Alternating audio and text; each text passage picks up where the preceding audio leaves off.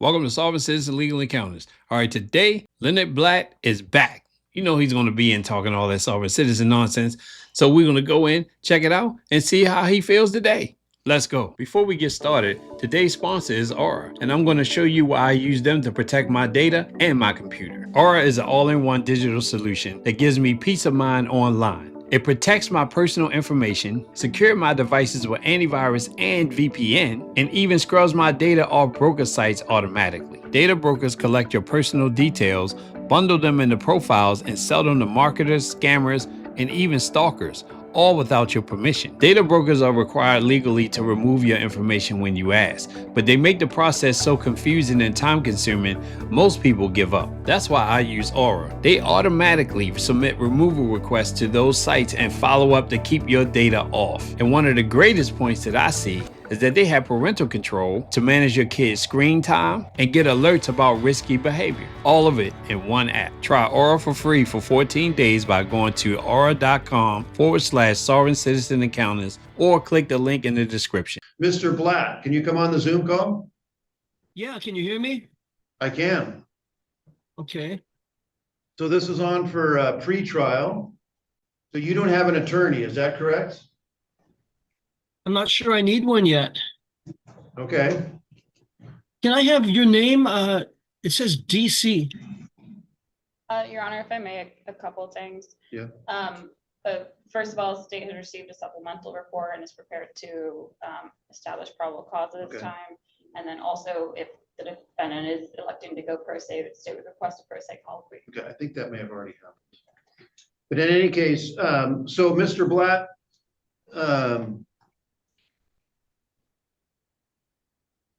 right now, this is on for a pretrial, which is the opportunity for you and the state to discuss the case or maybe come to some sort of resolution. And then it can be, and right now it's set for trial. Otherwise, it would continue on to trial. Your trial confirmation is October 22nd. And then the trial itself would be October 29th and 30th. So I guess where do you said you don't think you need one. Which tells me that you don't have one at the moment. So I guess how do you see this case progressing and playing out? Can I have your full name and the prosecutor's full name? My name is Sam Meyer, and the prosecutor's name is Ms. Kidmacher. Is it Meyer? Yes. And the prosecutor's name again is last name is Kidmacher. Okay. And first name? It's Gabby. Okay. And can I see your oaths of office and official bonding information?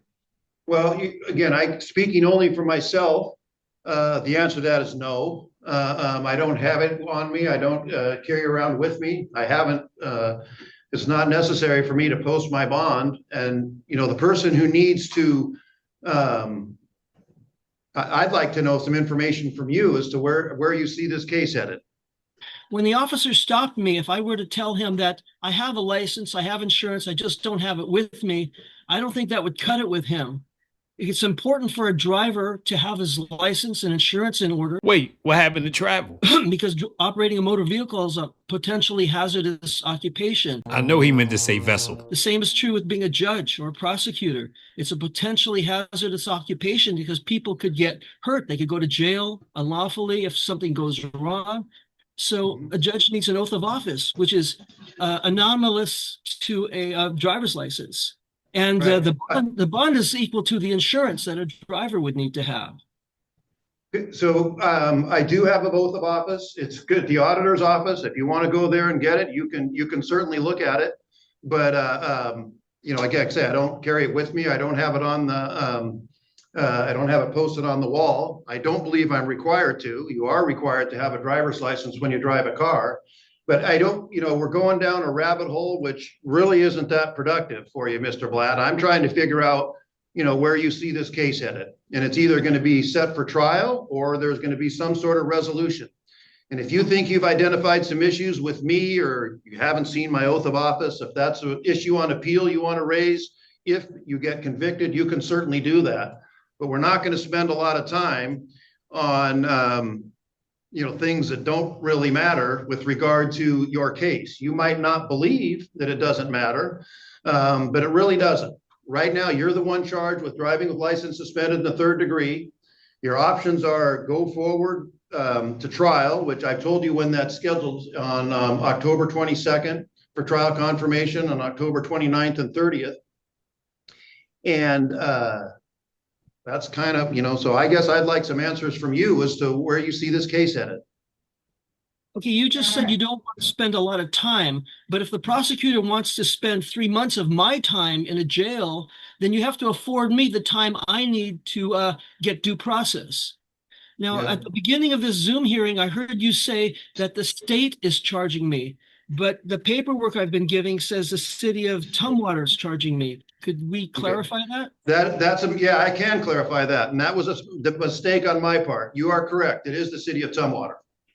But the city of Tumwater is franchised by the state of Washington, right? And it's using Washington statutes to prosecute this case, right?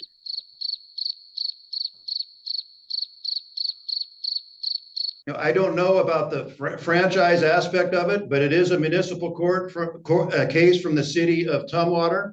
A lot of times municipalities incorporate on criminal codes and misdemeanors, they'll incorporate the revised code of Washington into their municipality with the law within that municipality. So yes, it could very well be prosecuted under a statute from the revised code of Washington. Well, that raises some concerns with me because I see to your left, you have the plaintiff's flag behind you. And so are you a neutral entity or are you part of the prosecution? Yes, I'm a neutral entity. I like to think that, yes. Okay, judge is supposed to be asking the questions. Then why do you have the prosecution's flag behind you? It's not the prosecution's flag. It's a flag for there's a flag from the United States of America. There's a flag from the Washington state, and then there's a flag for the county. I am a Thurston County District Court judge. I elected and have jurisdiction within this county. But the state of Washington enfranchises the city of Tumwater to prosecute people under its statutes, the state statutes.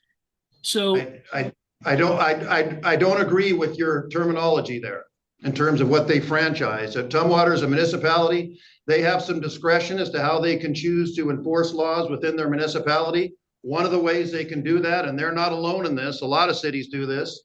Not everybody. Lacey, for example, has their own municipal code, but Tumwater might not. They might adopt the RCW for things like driving with license suspended in the 3rd degree, DUI, and misdemeanor and gross misdemeanor things and things of that sort. Of course, felonies that obviously would be under the revised code of Washington, and that would go to Superior Court. This is limited jurisdiction.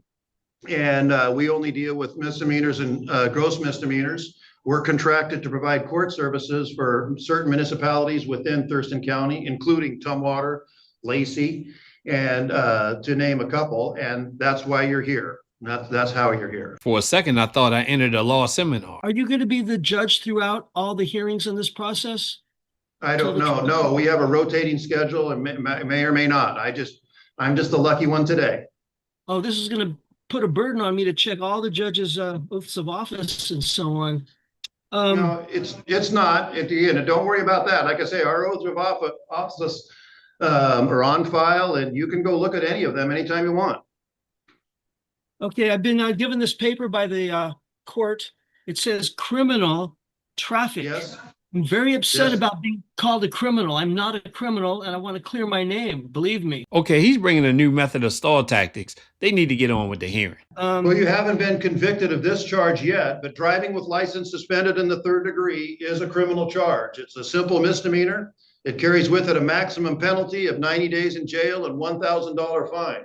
As a practical matter, that would be highly unusual for anybody to receive that sort of jail time for a charge of this sort. But driving with license suspended is a criminal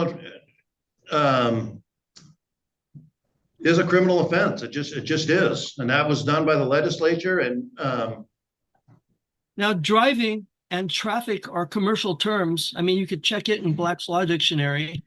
And the police narrative says that I had a passenger in the car. Passenger is also a commercial term. A passenger, according to Black's Law Dictionary and extensive case law, says that it's a customer who pays you to transport him, which is basically trafficking.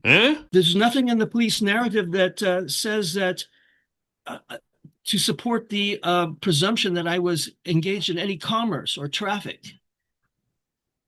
So the case should be dismissed on that basis. No, that doesn't matter. If you get behind the wheel and drive a car, you need a license. And there are certain rules and there are certain things happen that can cause that license to get suspended. If it gets suspended and you get caught behind the wheel driving and the state can prove it, then you would be found guilty. Those terms of, Black Law Dictionary, whether they call that a passenger or not, I'm not really sure, but the law that applies in this case, like I've told you before, is the Revised Code of Washington, which deals with licensing and when people can drive and when they're eligible to drive. So all those things you say about, and again, you might not believe me, but those things you talk about, whether it's a passenger, whether it's a commercial term, none of that matters. The only thing that matters is, were you driving and were you validly licensed, or was your license suspended? And that's it. That's what this case is about. Sir, I was traveling, not driving. Driving is a commercial term. Not long ago, he wanted to use the driving term when he was talking about the judge. No, I know that anything I say can be used against me in court. I'm fully aware of that. So hang on just a second. Well, it can, but you shouldn't admit that. If by traveling, you were in an automobile and conducting that by having an engine running and applying pressure to the gas and brake and turning the wheel, whether it's traveling or driving, that's kind of like, 6 of one, half dozen of the other. Sir, I need to make something very clear at the very outset. I'm not going to deny that I was traveling in my private property automobile on the date in question. I'm not going to argue. I'm not going to fight with the prosecutor about what the prosecutor wants to fight about at trial. My defense is going to be something completely different. Now, I noticed something on the website for the court. It says jury instructions or jury guide. Okay, so hang on just a minute. Before we get there, can I take that to mean then that you wish to go to trial on this? I wish to be left alone. Okay, well, that's what everybody wants. But right now, where you are is you're charged with the crime of driving with license suspended in the 3rd degree. So again, I've went back to this before. Your options are either come to some sort of resolution with the city, or you're entitled to a jury trial. And then if you win, and you started mentioning, I want to stop you when you started saying things about jury instructions. And that means if you wish to go to trial, you can do that. And but we're going to have a different conversation about your ability to represent yourself, which you certainly have a right to do, but I need to create a record that you're doing that, knowingly and voluntarily with open eyes.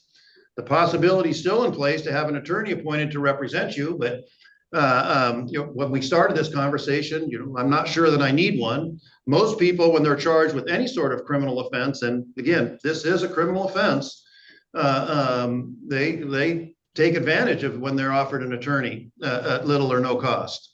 But again, that's entirely up to you. But what I need from you is a decision point on how you want to handle this case. Either come to a resolution or go to trial. And if you go to trial, then we're gonna, which is fine. Trial dates are set, but we're gonna have a conversation about a few things before we get to a jury instructions. So again, I need some input from you as to what you wish to do. I only participate in fair trials, and I have concerns about whether I can get a fair trial in this court. Can I? Okay. Well, the trial, if it's a jury trial, the people who are going to determine your guilt or innocence will be 6 jurors who will be impaneled from the jury rolls within the county, and it'll be up to them. There'll be 6 jurors and an alternate juror, right? So that's 7, right? Typically, yes. Well, this jury guide that you have on the website says that it's the juror's job to listen to all the evidence at trial, and the judges to deal with legal issues, not the jury. That's true. That concerns me about whether I can get a fair trial, because the whole purpose of a trial by jury is to consider issues of law, Otherwise, why do we need a jury? Because Right. I've already stated I did the act. I traveled in my automobile on the date in question. I'm not going to deny that. That's the first thing I would tell the jury if it goes to trial. And Okay, so then, I'm going to bring up to the jury the issues of law. Civil law, which is not heard in state court. My question to So- the court is how would no, the here in a court second, I'm have going to stop you for a second, because you're very wrong about something, okay? You are very wrong about something. The jury does not decide issues of law. The judge does. The jury decides issues of fact. The jury decides what did happen or not happen. That's what the jury decides. The jury's the fact finder. The judge decides what law the jury listens to. And that's just the way it is. And so when you say the jury decides the law, that's not correct. That's, there's no court in the country that where the jury, in this country anyway, where the jury decides what the law is. The judge decides what the law is. And you can look at any court in any state, in any jurisdiction in the union, and that's the way it is. And so the judge, and then the judge will, following the trial, following the evidence portion of the trial, the judge will instruct the jury on what the law is, and then the jury determines whether or not that person, you, did or did not do what you're being charged with. That's a fact inquiry. And what you're being charged with is driving with license suspended in the 3rd degree, and the jury's going to decide, did this happen or did it not? And if you have issues with the law, they're not fair, you might think this is unconstitutional. I've heard many times people think that, it's not constitutional for a state to require people to get licenses. It is. I've heard that, that there's some, the right to travel is being impinged by the requirements of a license. It's not. All of those things have been looked at by courts much above me, have decided that that's what the law is. And any instruction you're going to get on the law, or the jury's going to get from the law, has all been vetted in front of, courts of appeals and the Washington State Supreme Court. And that's the way it is. But you need to be clear. The jury does not and will not decide the law. The judge will determine that. And what I was going to say to you in advance of that is, you might not get to present. Maybe this is why you think you don't get a fair trial. Some of these legal issues you wish to argue, you might not be able to do that. Probably not, because that's just what the law is. And I know what the law is based on my experience. And I may or may not be the trial judge if it goes that far, but I just know that to be the case. So we're going to stop here for a second because but don't leave, because it's at 2:30. And we have some other people coming on at 2:30. We're going to take care of those cases, and then I'll come back and speak with you some more. All right? I understand you believe all that nonsense, Eh? but I'm going to have a trial by jury, not a jury trial. A jury trial is 6 people that only consider the facts, and basically juries have been neutered since the rules of evidence have been implemented in the 1936. But this jury is going to hear the law as well as the facts. And I'm just curious. I would like to know how the judge would, how the court would stop me from communicating with the jury. Oh, okay. He'll bowl somebody, isn't he? Oh, that's a good question. I guess you'll find out if you take this to trial. But we're going to stop for a minute. I'm going to there's a couple people who we're going to take these cases, and then we'll come back to you. But don't leave. Okay, so Mr. Blatt, I'll come back to you. So I think when last we talked, you said you wanted a trial by jury or a jury trial. To me, again, that's... No, I did not say that. I want to be left alone. That's what I said. Oh, no, he didn't. He said he wanted a trial by jury. Eh? Okay. Well, again, that's what everybody wants. So do I. But nonetheless, where you're at right now, you're charged with driving with license suspended in the 3rd degree. And you had made the distinction, I think you had, and correct me if I'm wrong, I don't mean to misstate things. You were making a distinction between jury trial and trial by jury. And I'm not sure exactly what you meant by that. Well, a trial by jury, which is what we used to have before the passage of the 19th Amendment, when women got the right to vote and therefore got the right to sit on juries. Juries had the right to investigate the crime scene, to consider the law, to nullify. Basically, it was a trial by jury. Now it's a jury trial where the jury's neutered. There's only 6 of them. They're cut in half, and they're not allowed to they're scurried out of the courtroom every time there's important adult issues to consider, like children, and that's just nothing. That's not a trial by jury. But anyway, I have a dispositive motion right now that might settle everything here. Okay, we'll set that for a motion hearing, though. We do those on Monday morning. Did you file it in writing? I'd like to do that. I prefer everything to be in writing. So can we schedule a motions hearing? We certainly can. But before we do that, I want to talk to you about, it again appears to me, well, we're going to do a couple of things. First of all, I am going to find, based on, there's a police report filed in sector. Based on that, I'm going to find that probable cause exists. And then we're going to set conditions of release, which basically are make all your court dates, don't drive without license or insurance, and don't have any other criminal law violations. Based on our conversation thus far, it appears to me that you wish to represent yourself at trial. Is that true?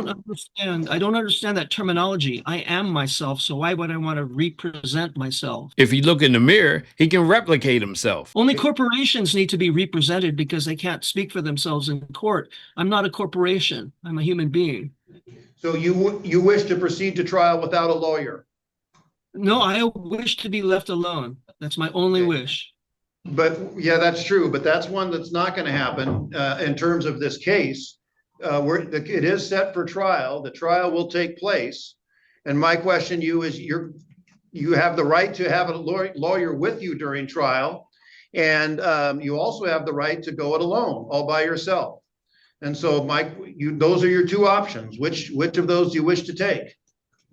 Well, I have some concerns about being represented by an attorney because attorneys in this state are licensed and franchised to make a living in the plaintiff's courtroom only at the pleasure of the plaintiff, right? No. Well, I mean, you're under you have a lot of unfortunate and incorrect impressions. You really do. And that's really unfortunate. And I'm trying to, let you know. And again, you're just wrong about a lot of things. And I'm sorry about that. Does the plaintiff have the power to disbar the attorney if the No, absolutely not. I don't know why you would think that. That's completely not true. Well, I personally know attorneys who have been blacklisted because the courts don't like the way they defend clients because they do it too effectively. For example, Lee Eckhart was not disbarred because he never did anything wrong, but he was blacklisted, which means any client he hired automatically lost. And he had to inform each client that wanted to hire him. I don't know anything about that individual. I don't know anything about that. You're asking me, I guess, in this court, whether or just generally, whether the plaintiff, in this case would be the prosecutor, has the right to disbar attorneys. And the answer to that is no, they don't. The plaintiff is the state of Washington because Washington. Well, the city of Tumwater in this case, remember we talked about that. Yeah, but the city of Tumwater is a subdivision of the state of Washington.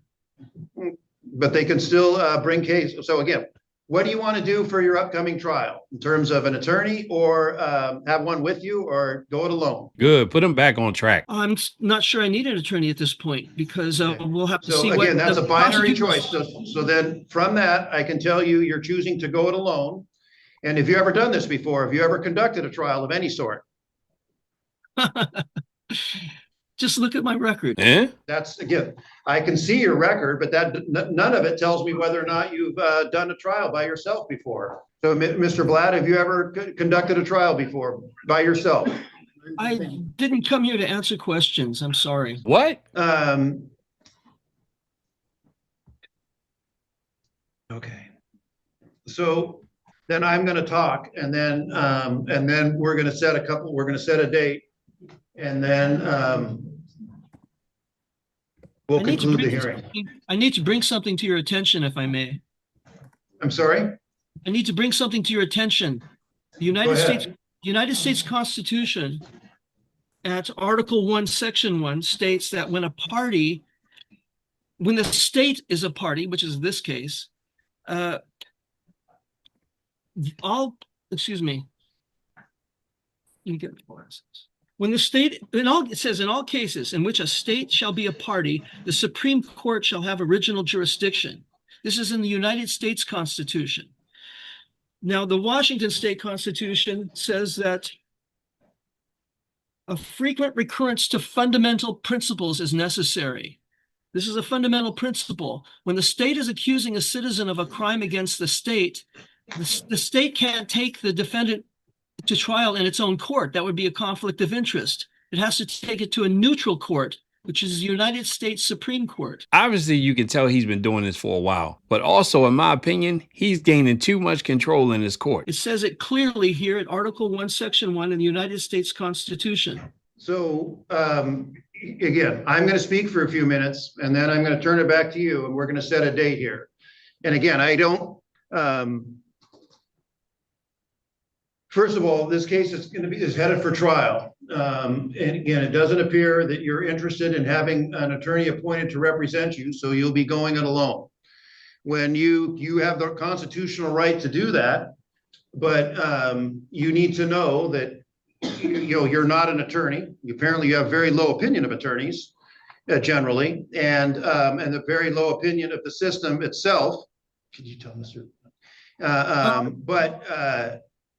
I have no problem with the law. Hang on, let me finish. I'm not done yet. The city of Tumwater is going to be represented, and I know you don't like that term either, by an attorney. That attorney is trained in the rules of evidence, trained in the rules of procedure, been through trial many times. And again, I don't know whether you have or not. And so they are experienced in the rules of evidence, which is important. You spoke disparagingly of the rules of evidence earlier. And they have training in that, which again is important. And I'm going to assume you don't. And many of the things that you've talked about, you're incorrect on. Unfortunately, you're just incorrect about some things. And so you're going to be at a big disadvantage when you go to trial without an attorney going it alone. Do you understand this? Isn't it the prosecutor's job to decide whether I'm wrong on issues? Once again, he's not answering the question and redirecting the question back to the judge. You're supposed to be neutral. The prosecutor hasn't even argued against me, and you're already saying that I'm wrong. No, I'm trying to, believe it or not, and you probably won't, I'm actually trying to help you, let you know that this is just the way things are going. This is the way that this will happen. I'm not siding with the prosecutor. I'm just saying that this is what, and it's not the prosecutor's job really to decide what the prosecutor and defense, they disagree all the time on what the law is or what should be. And then I'm the one who gets to decide one way or the other. But some of the things that you're saying are so outside the norm that I don't need to hear from them. And I'm trying to let you know that what you think is going to happen and what you think the way things work is simply just not correct. And, I'll go back to that fundamental, I can't speak to the way juries were back in the 19th century. I just know how they are now. And I know that the jury's job in the cases of this sort is to find facts. That's what it is. And the judge is going to instruct them on the law. That's how it is. And the judge is going to determine what's going to be admissible or what's not. And that's just the way the trial is going to go. And I'm trying to let you know that is just to give you advance warning. So when you're in the middle of a trial saying, hey, what's going on here? You just at least have an idea of what's coming. That's all I'm trying to do. And I want to make sure that if you go to trial alone, you're going in with open eyes, understanding that you're at a fairly huge disadvantage. And so, but knowing all that, that's still the avenue you want to take. You said the jury's job is to decide the facts, but there's no facts to decide because I'm acknowledging all the facts. Can we get a contempt in the near future? I'm acknowledging all the facts. I'm not going to challenge them. I'm not going to fight with the prosecutor about what the prosecutor wants to fight about. My issue is the law. And I'm not saying the law is wrong. It's a question of whether the law, this particular law that I'm charged under, applies to me, whether I'm a person within the meaning of the statute. Now, the jurors are taxed to pay legislators to make up laws for their benefit, yet they're not allowed to know what the laws are. Don't you think there's something wrong with that? This is sovereign tactics at its highest.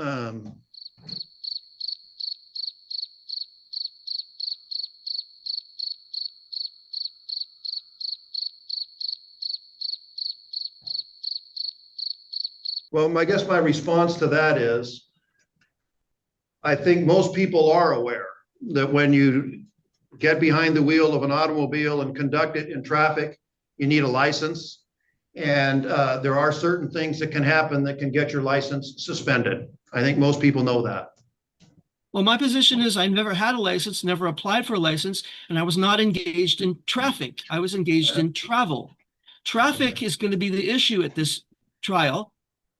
And Well, that it'll be That's up to gonna the be an jury issue. it'll be jury to determine whether you were in traffic or traveling. That's excellent. and That's the what I issue wanna that you hear. said, well, I never had a license, so it couldn't be suspended. I've seen people try this before and I've never seen it work.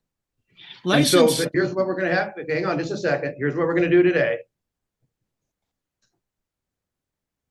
So right now, trial is set for October 29th and 30th. Jury confirmation is set for October 22nd. You said you had a motion you want to bring? You can, Several. that'll be heard on, what do we do? Yeah. That'll be heard on October 20th. You need to have that filed in writing by October 6th.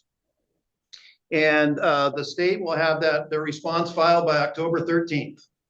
Your Honor, if we could please request the defendant's email address so that the response motion can be sent to him as he's not per se. Did you hear that, Mr. Blatt? not really. They want it, because so they're you're gonna file something and they're gonna see it. They should have the opportunity to respond to it. And they want to get their response to you, and they want to do that through email. That's fine. So what is your email?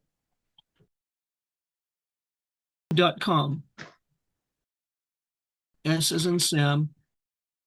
TT. Did you get that? I did, thank you. All right, Mr. Blatt, I think that's it for today. And then at that particular time, the judge, whether it's me, whether it's one of the other judges here, I don't know.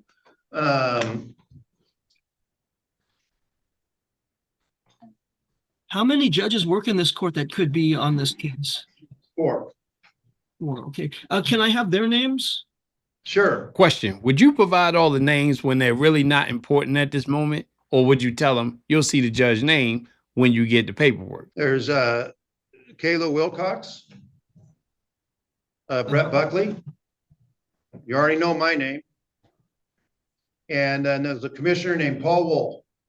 It's all on the district court website. You can just go look at it. That's the answer he should have got it first. Okay. Thank you. And my guess is that judge, whoever hears the motion, is probably going to have a conversation with you again, or at least try to, about the concept of representing yourself and the disadvantage. And again, I know you hate that word. I'm sorry if that offends you in some way. But or going to trial alone without the assistance of an attorney. That's just. I never expressed hate for any statute or attorney or wording or the. I don't say that. Again, I'm not suggesting you are. I think that, or if I did use that term, I apologize. I just think that, you know, I'm spending a lot of time with this because I just think you're under some misunderstandings of a lot of real basic points. And, you know, in terms of we're here in district court, the state of Washington, you want to talk a little constitutional law, state of Washington Constitution sets superior courts of courts of records. It's also in the Constitution that they can set and create such inferior courts as, you know, by statute through the legislature. The legislature has done that. They have established this level of court through Chapter 3 in the Revised Code of Washington, if you want to look there. There's also a mechanism in place where district courts can contract with municipalities to provide court services. All this stuff has been litigated through the Court of Appeals and the Washington State Supreme Court. And again, it's just pretty standard stuff. And I've tried to spend some time explaining it to you. Unfortunately, I don't think I've been very successful. I'm sorry about that. I wish I was more successful, but You can research all that out. And I guess when you talk about one thing I will go back to that I should have said earlier, when you say the jury, you want to argue the law to the jury and shouldn't they know the law and so forth. You know, a lot of that happens in the Court of Appeals in the Washington State Supreme Court. You know, again, I'll instruct the jury or whoever the judge is, whether it's me or one of my colleagues, will instruct the jury on the law. The jury will decide the facts and then apply the law as I instruct them to it. Now, if I'm wrong about the law and you turn out to be right, all that's handled at the appellate level. You would file an appeal if you're convicted, and then you would, the court at the first superior court would look at it and see if I made a mistake on the law, or you're right on the law, and then it keeps going up all the way to the Court of Appeals, and then eventually to the Washington State Supreme Court, all they may or may not choose to take it. And so that's where the issues of law are decided. Everything you just said about the evolution of the law is true. However, the Washington State Constitution says that a frequent recurrence to fundamental principles is necessary for a free state. That's what it says.